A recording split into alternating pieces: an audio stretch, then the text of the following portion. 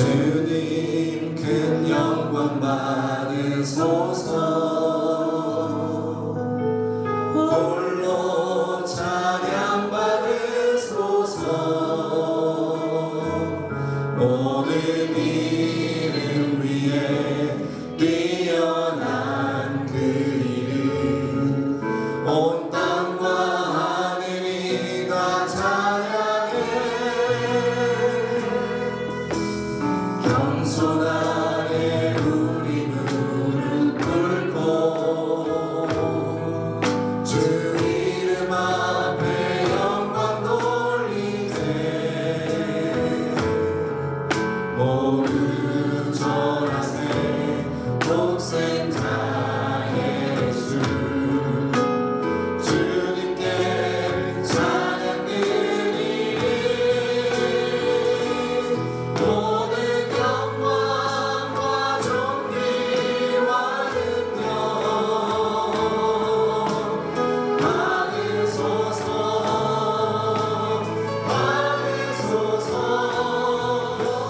영광과 존귀와 능력 받으소서. 받으소서.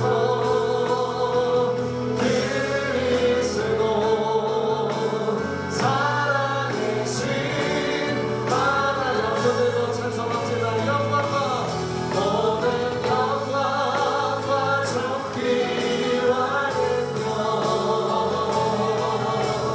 받으소서.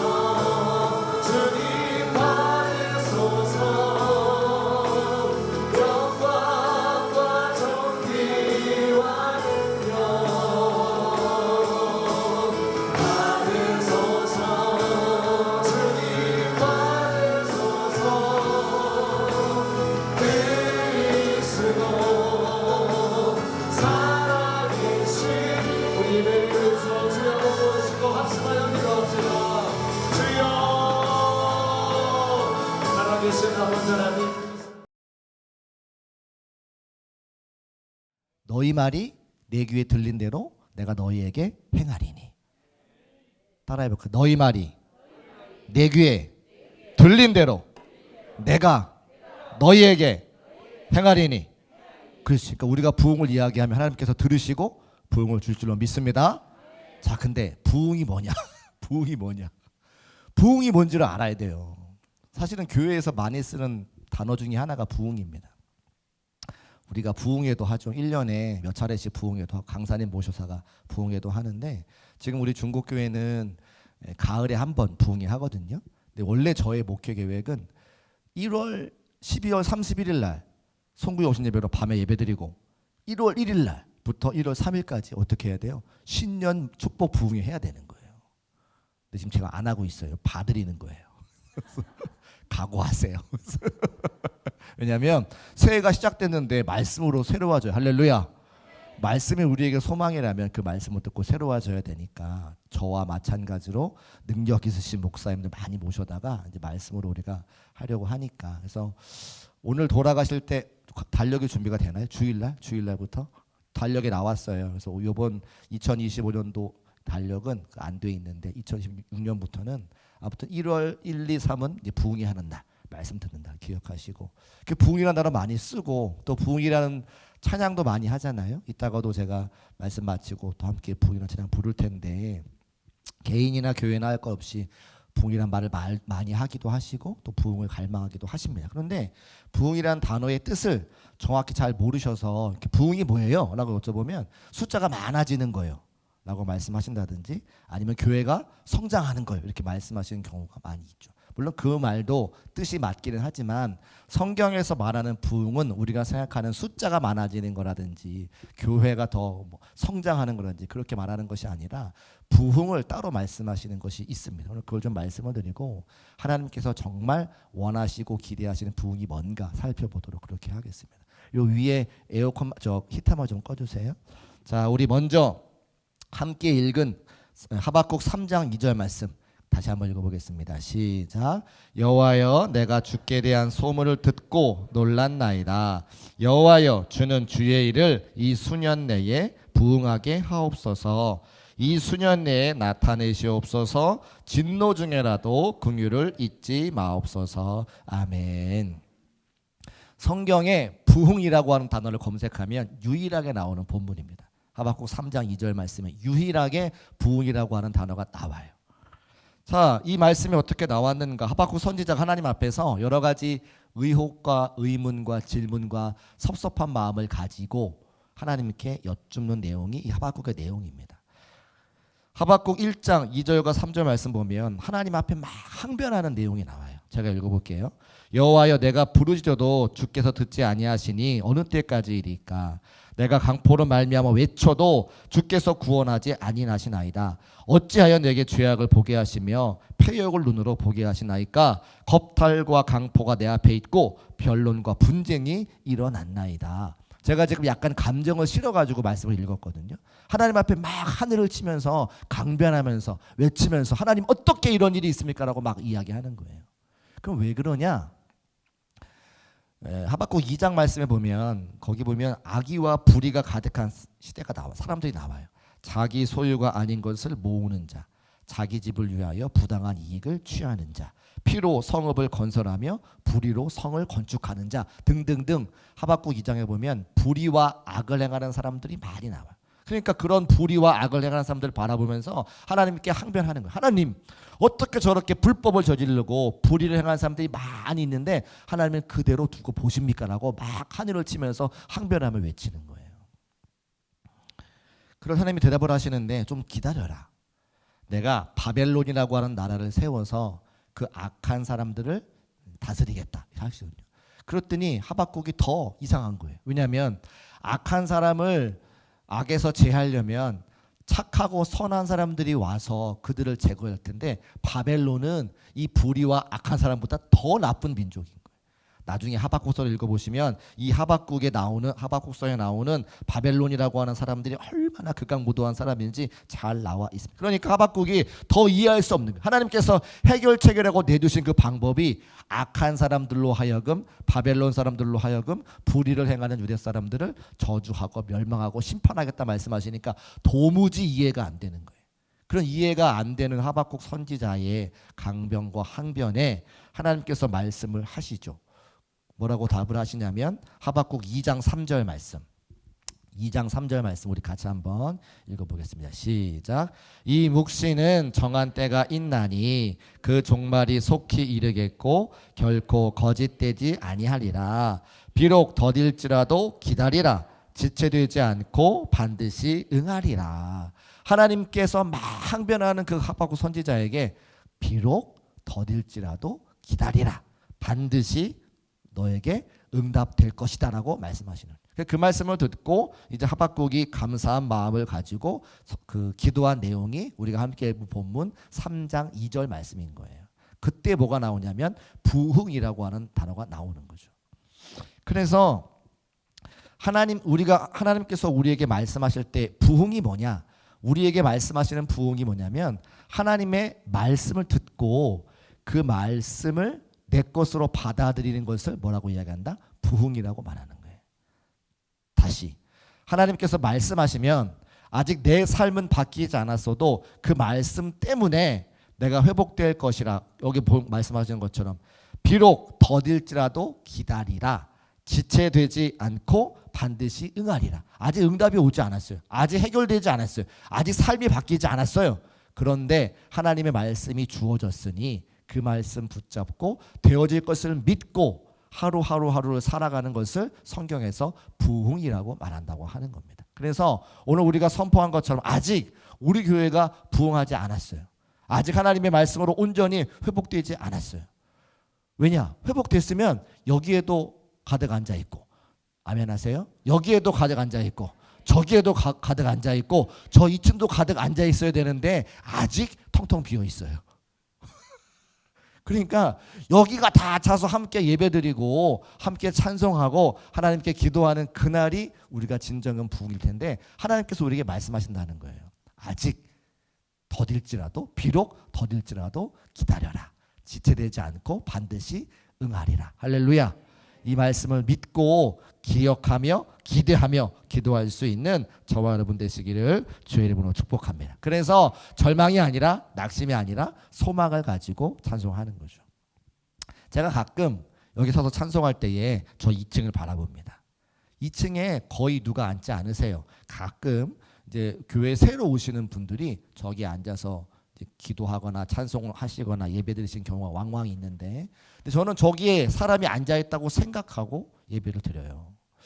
제가 교회를 개척하고 나서 워낙에 사람들이 안 오니까 개척한 목사님들끼리 모여가지고 이제 부흥회를 하는 거예요.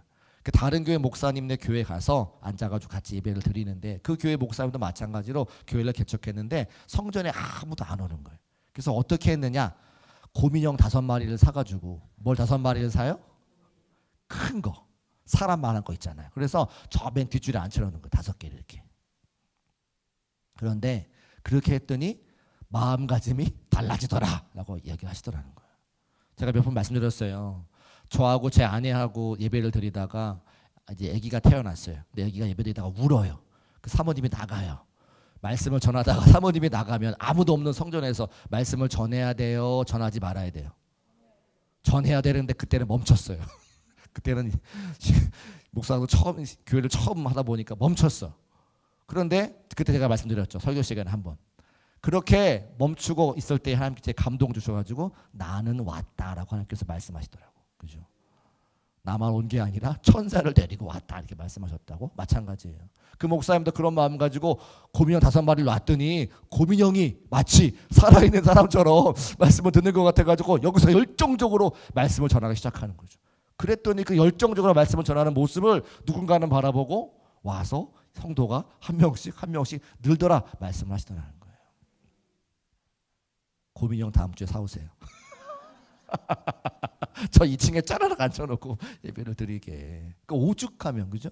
사람의 지극정성이면 그렇게 할 수 있는데, 하나님께서 분명히 우리에게 더딜지라도 기다리라, 반드시 응하리라 말씀해 주셨으니 그 말씀을 붙잡고 우리가 함께 믿고 기다리며 기도하는 것이 진정한 부흥이라고 오늘 말씀하시는 것을 꼭 믿으시기를 주의 이름으로 축복합니다. 그러니까 우리 마음 가운데 하나님의 말씀이 응한다, 임한다, 응답된다라고 믿으면 그게 바로 부흥이라고 하는 거예요.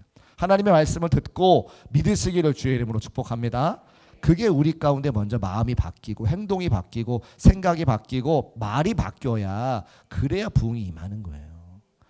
말은 맨날 이야기하는데 부흥합시다, 할렐루야, 아멘. 생각이 안 바뀌면, 우리 생각이 바뀌고 말이 바뀌고 행동이 바뀌어야 되는 거죠. 자, 그런데 3장 2절 말씀에 보니까 여호와여 내가 주께 대한 소문을 듣고 놀랐다라고 기록하고 있어요. 소문이 뭐냐면 원어적인 의미를 보니까 하나님의 업적, 하나님의 명성이라고 하는 뜻이죠. 그러니까 하박국서에 나오는 그 이야기, 하나님께서 하신 일을 보니까 하나님께서 앞으로 행하실 일들에 대한 신뢰를 이야기하는데, 어떤 일을 행하셨느냐? 지금 아까 말씀드린 것처럼 지금 불의한 사람들이 많을 때 바벨론을 세워서 그들을 심판하겠다고 하는 말씀이고, 2차적인 의미는 여기까지 인도하시니까 하나님을 기억하고, 앞으로도 여기까지 인도하셨으니까 앞으로도 인도하실 것을 믿는 믿음 가지고 바라보는 게 하나님의 일이라는 거예요.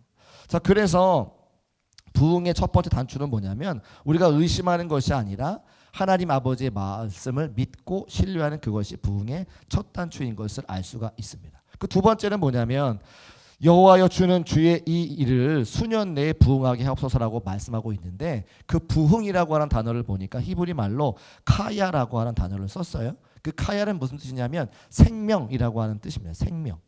그러니까 부흥은 뭐냐면 죽었던 거를 살리는 거죠. 성경에서 말하는 부흥은 죽어 있는 것을 살리는 거예요.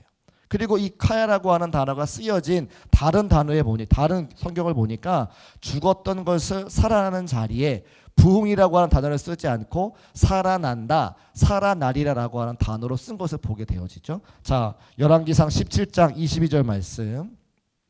열왕기상 17장 22절 같이 읽어보겠습니다. 시작.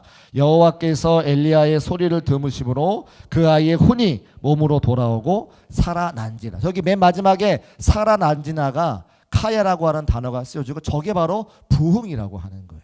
자, 두 번째, 아모스 5장 4절 말씀 같이 읽어볼게요. 시작. 여호와께서 이스라엘 족속에게 이와 같이 말씀하시기를 너희는 나를 찾으라 그리하면 살리라. 마찬가지 여기 살리라도 부흥이라고 하는 단어와 같은 단어 카야가 썼잖아요. 그러니까 부흥이 뭐냐면 죽었던 것을 살아나게 하는 것이 부흥인 것을 믿으시기를 주의 이름으로 축복합니다.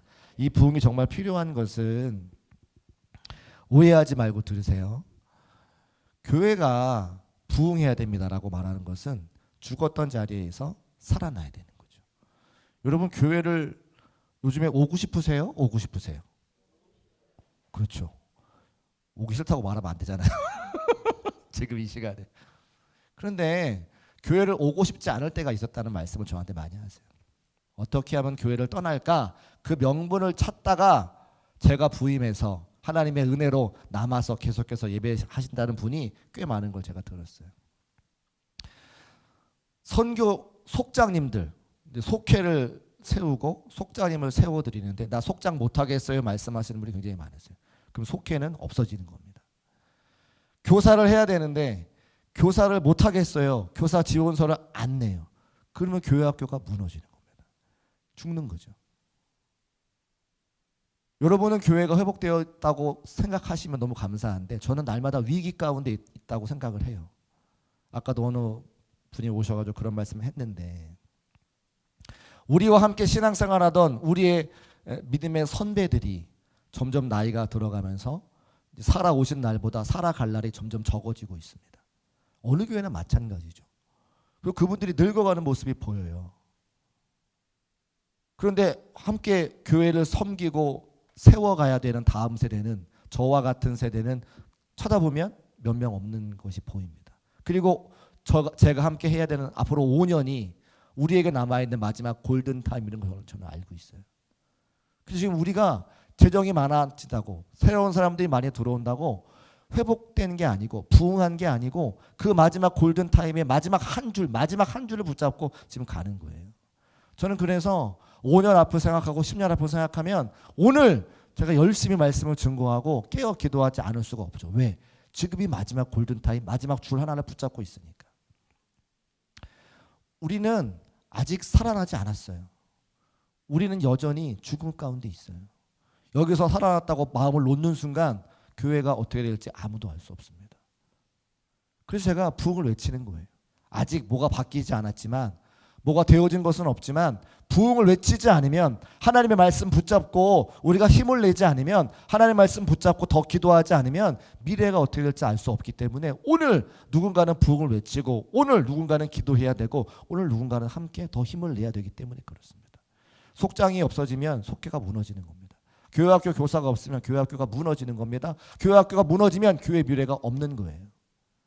누군가 전도하는 일에 힘쓰지 않으면 새가족에 들어오지 않아서 교회가 없어지는 거예요. 여러분 우리 시대에 교회가 없어지는 것 여러분 우리 교회 말고 다른 교회 보세요. 문 닫는 교회 되게 많아요. 문 닫는 상가만 있는 게 아니라 문 닫는 교회도 엄청 많습니다. 그러니까 저는 위기라고 생각해요.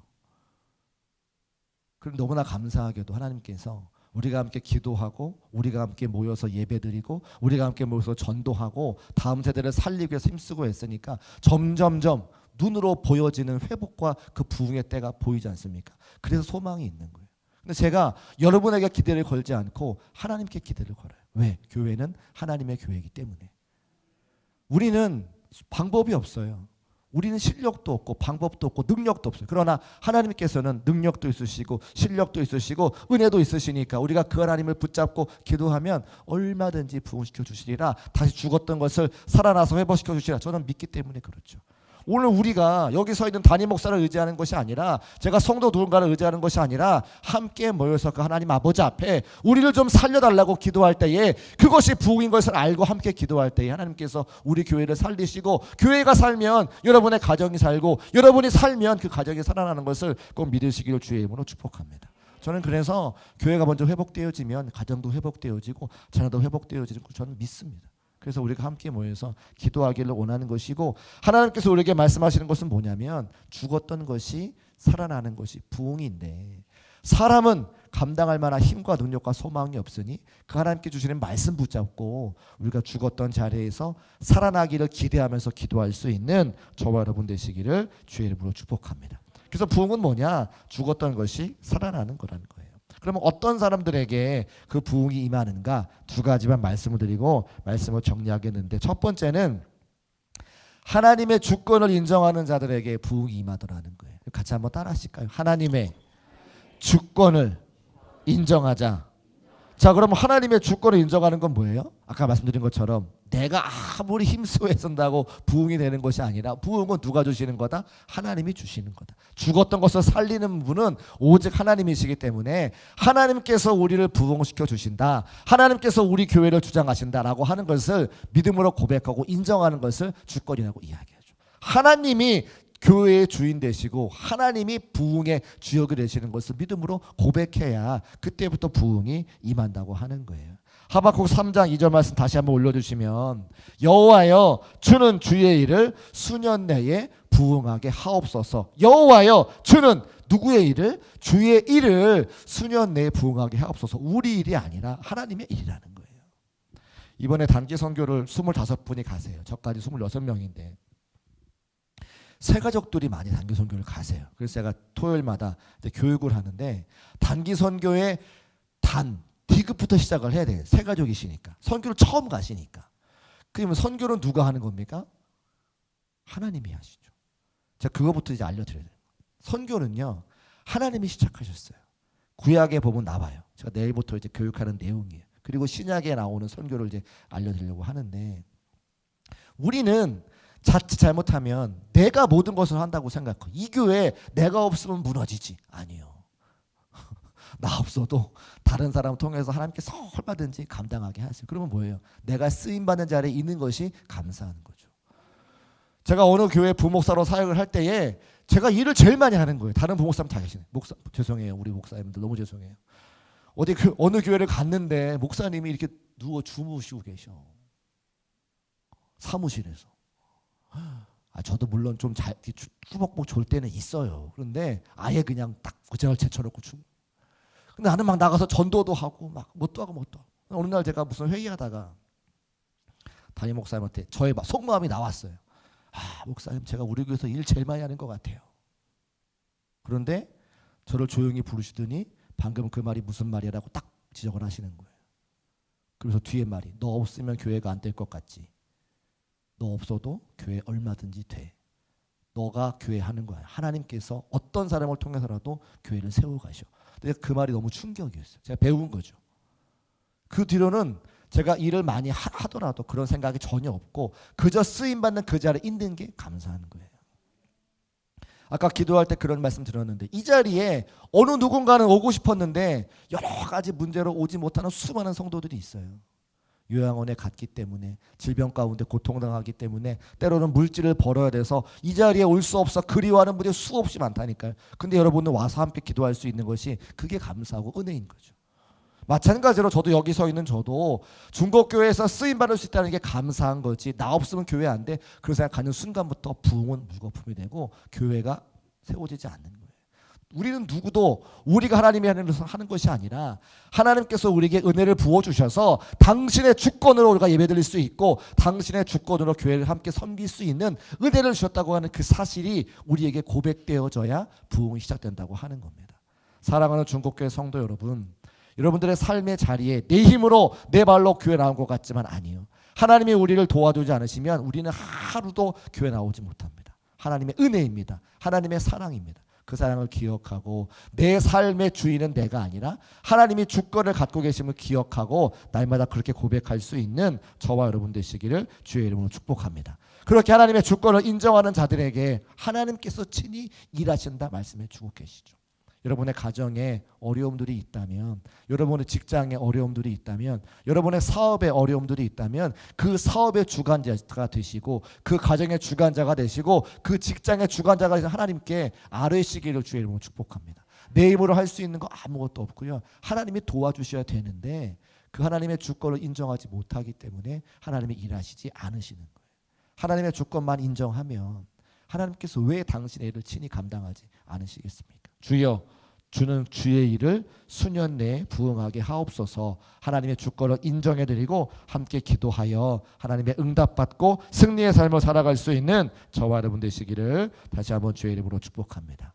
두 번째는 부응하는 자와 교회는 하나님의 일하심을 기대하는 자들에게 임하는 것을 보게 됩니다. 같이 한번 따라할까요? 하나님의 일하심을 기대하라. 하나님의 일하심을 기대하는 자들에게 하나님께서 부응케 하시는 거죠. 하박국 2장 3절 말씀 또 14절 말씀 우리 같이 한번 읽어보겠습니다. 시작. 이 묵시는 정한 때가 있나니 그 종말이 속히 이르겠고 결코 거짓되지 아니하리라. 비록 더딜지라도 기다리라. 지체되지 않고 반드시 응하리라. 14절 시작. 이는 물이 바다를 덮음같이 여호와의 영광을 인정하는 것이 세상에 가득하리라. 아멘. 하나님께서 말씀하셨지만 하박국의 입장에서는 변한 게 하나도 없어요. 여러분도 그렇지 않습니까? 기도해서 하나님께서 응답 주셔서 은혜를 막 받았는데 집에 돌아가 보면 여전히 문제는 똑같이 있어요. 여전히 애들은 말을 안 들어요. 여전히 남편은 내 마음을 몰라줘요. 여전히 직장은 어려워요. 그런데 뭐가 바뀝니까? 내 마음이 바뀌었죠. 똑같은 문제지만 똑같은 환경이지만 그것을 바라보는 내 마음이 바뀌었기 때문에 더딜지라도 반드시 응답을 주시겠다는 주의 말씀을 들었기 때문에 그 환경과 문제를 바라보는 내 시각과 내 마음이 바뀌어서 더 이상 문제가 아니게 되는 거예요. 그래서 우리가 견딜 수 있는 거죠. 하박국도 똑같았습니다.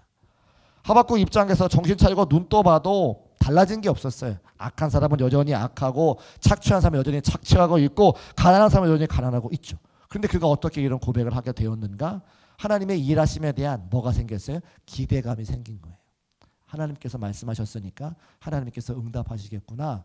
하나님께서 일하시겠구나. 하나님이 일하시면 바뀌겠지라고 하는 기대감이 생기니까 똑같은 환경을 내가 바라볼 수 있는 거죠. 그 기대감을 교회에서 뭐라고 이야기합니까? 소망이라고 말해요. 소망.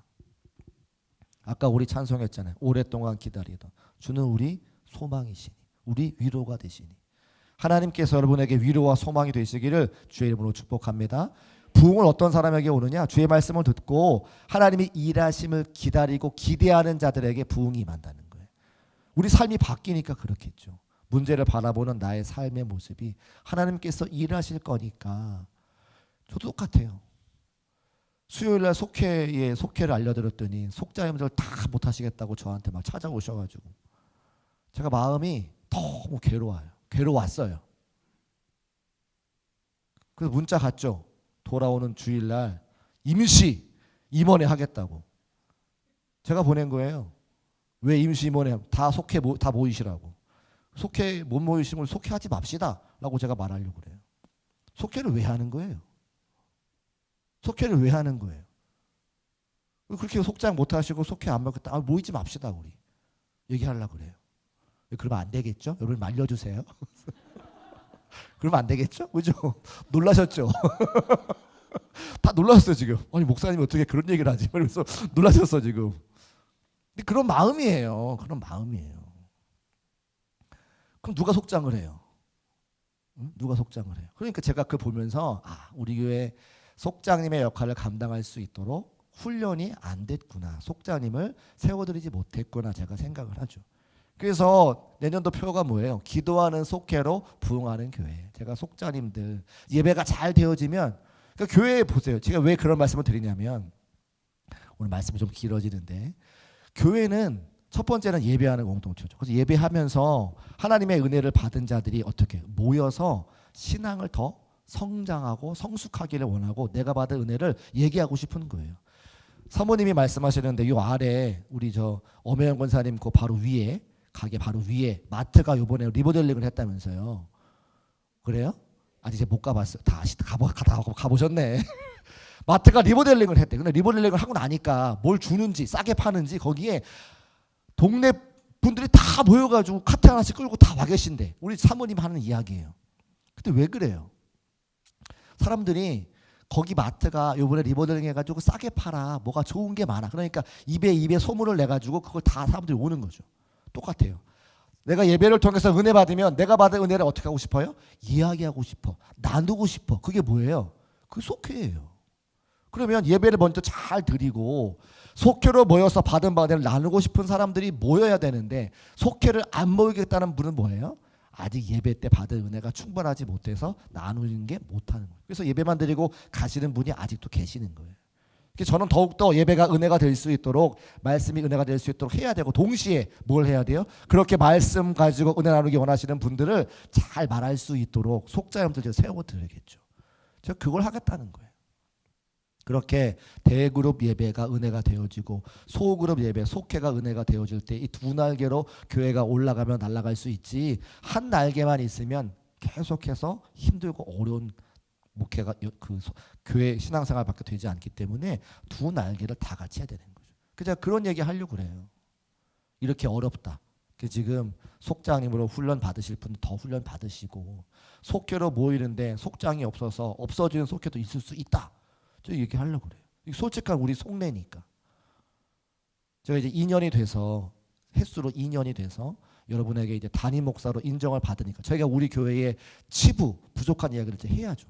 같이 세워가기 위해서.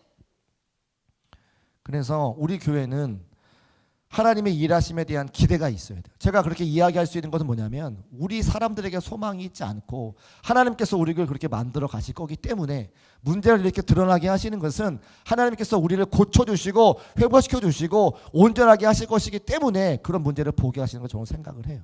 그래서 그 문제를 고쳐나가고 만들어가고 그 집사님이 권사님 돼서 속담도 감당하고 속회가 회복되어서 부흥하고 또 분속이 되어지고 그래서 우리 교회가 더욱더 기도하는 속회로 변화가 되어서 정말 기도하는 속회로 부흥하는 그런 교회가 되기를 소원하는 마음 가지고 기대하는 마음 가지고 함께 말씀을 나눠보려고 하는 거예요. 그래서 제가 지금까지 누가복음 설 강의했잖아요. 그 돌아오는 주일의 원래 기도 제목이 유혹하는 사람이라는 그런 이제 누가복음 4장에 예수님 유혹하는 마귀가 나오기 때문에 유혹하는 자라고 말씀을 다 준비해놨어요. 근데 제가 수요일날 이후에 우리 속회에 이렇게 보면서 속장은 누가 할 것인가 이런 말씀의 제목 가지고 제가 말씀을 전하려고 하다가 다시 마음을 바꿨어요. 그래서 너무 걱정은 하지 마시고 주일날 또 오시면 행복하게 같이 말씀 전할 거니까 너무 걱정은 하지 마시고 그렇게 하겠습니다. 그래서 다시 말씀 돌아오면 하나님께서 우리에게 일하실 것을 기대하는 자에게 하나님께서 부흥을 주십니다. 사랑하는 여러분, 제가 우리 교회에 속을 말씀을 드렸지만 저는 이렇게 이야기하는 이유와 목적이 한 가지 있어요. 하나님께서 반드시 우리에게 회복시켜 주시고 부흥하게 하실 것을 믿기 때문에 말할 수 있는 거예요. 만약에 미래가 암울하다면 미래가 정말 우리가 계속해서 죽음의 지역에 걷고 있다면 이런 얘기 못해요. 근데 하나님께서 여기까지 인도하신 하나님께서 우리를 살리시고 회복시키시고 부흥시키시고 때문에 제가 말씀드릴 수 있는 거예요. 우리 사랑하는 성도 여러분, 여러분들의 삶의 자리에 하나님의 일하심을 우리 교회에 하나님의 일하심을 기대하시기를 주의 이름으로 축복합니다. 하나님에 대한 말씀의 기대감이 있으니까 그렇죠. 비록 더딜지라도 기다리라. 지체되지 않고 반드시 응하리라. 하나님은 말씀하시면 말씀대로 이루시는 분입니다. 저는 그 하나님을 신뢰하기 때문에 지나온 일들 가운데는 제가 어떻게 할 수 없지만 앞으로 우리가 함께 살아가고 만들어가는 미래는 반드시 지금보다 더 낫게 만들어주실 것이라고 하는 믿음이 저에게 있어요. 그게 부흥이에요. 하나님께서 우리 중국교회 지금보다 더 큰 사명 감당하게 하실 거고 정신 차리세요. 정신 차리세요. 하나님께서 우리 중국교회 더 나은 미래로 인도하실 거고 크게 부흥하실 것으로 믿습니다. 아멘, 아멘. 자, 말씀을 정리하겠습니다. 우리 중국교회와 사랑하는 성도님들의 삶의 자리에 진짜 부흥이 필요합니다. 또 우리나라에도 부흥이 필요하죠. 부흥은 죽은 것이 살아나는 것이라 말씀드렸어요. 나라가 거의 죽기 일보 직전입니다. 네, 모든 교회들이 죽기 일보 직전이에요. 그리고 모든 가정마다 죽기 일보 직전이에요. 그 제가 이렇게 보면 정말 눈물 없이는 기도할 수밖에 없는 그런 성도님들의 가정이 너무나 많아요. 경제적으로나 그러니까 다 서로 말하지 않아서 그렇지 속내를 들어보면 다 기도해야 될 때입니다. 그런데 하나님의 은혜를 알고 하나님께서 말씀하신 대로 일하시는 그 기대감이 있는 사람들은 와서 기도하더라고요. 근데 그 기대감이 없는 분들은 기도하는 자리에 오지도 못해요. 그 왜 기도하지 않느냐라고 말하는 것이 아니라 기도하러 올 수 없는 그분들이 불쌍하고 안타까워서 여기 오신 분들이 함께 기도하기를 원하는 거죠. 저는 사람에게 소망이 있다고 말하지 않습니다.